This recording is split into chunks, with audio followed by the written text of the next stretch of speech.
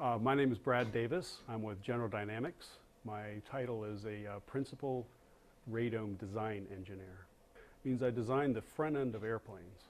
What is your definition of electrical engineering? My definition of electrical engineering would be, as in all engineering sciences or all engineering disciplines, it's based in physics and math. So we take the physics, the laws of physics, and we apply those to situations where you need electrical devices or where you need electrical interactions. So electrical engineering is a product or a device-oriented discipline where you're actually applying physics and math to solve problems. The electrical engineering disciplines include many things you're familiar with. The most basic is power system delivery. Power system delivery is the overhead transmission lines, the substations, all the way down the transformers from the high voltage lines to your house and everything that you use in your house. Electrical engineering is in virtually all of your life, everything from your iPhones to your power systems, to your TVs, to all your electronic devices. Your cell phones use a wireless communication technology that builds on electromagnetic waves. And electrical engineers figure out how to transmit those waves based on, again, on the laws of physics.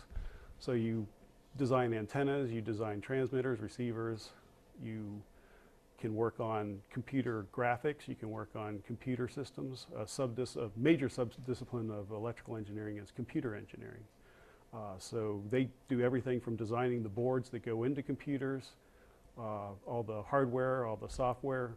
Well, some of the software, electrical engineering has a fuzzy boundary with computer science. So computer science and electrical engineering students that go into computer engineering tend to share a lot of the same software realm, but the electrical engineers do all the hardware work.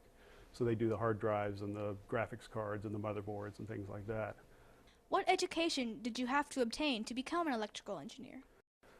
Most electrical engineers have at least a Bachelor of Science degree from an accredited school. There are certain kind of accreditations that most schools and most disciplines require. So you start out with a Bachelor of Science degrees. There's a great number of electrical engineers that have Master's of Science degrees. What is the average salary of an electrical engineer in this area? In this area, I probably couldn't speak directly, but I would imagine it's somewhere in the range of $50,000 to $60,000 a year for a Bachelor of Science degree. What tasks are entry-level electrical engineers forced with compared to more experienced engineers?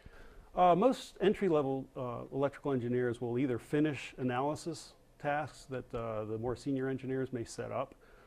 They'll often do a lot of work in testing, so they'll be sent out into the laboratory or out onto a range somewhere, and they'll look at the testing environment and see how devices work. And once you get an understanding of how devices work from actually touching them, you're ready to start going back and learning how to design them.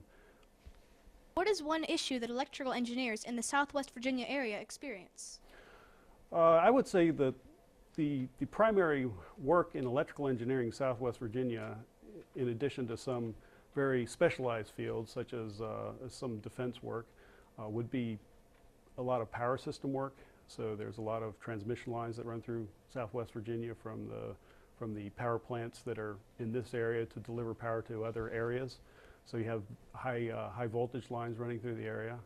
You have the most basic kind of electrical engineering where you usually have an electrical engineer that runs as an electrician. He'll run a shop that services electricians to work on your house. So each time an electrician has to go out to your house or a new building has to be designed, an electrical engineer is behind the electrical portion of that building, and he's usually what they call a professional engineer, and a professional engineer is another certificate you have to obtain to work in an engineering discipline that directly affects public safety.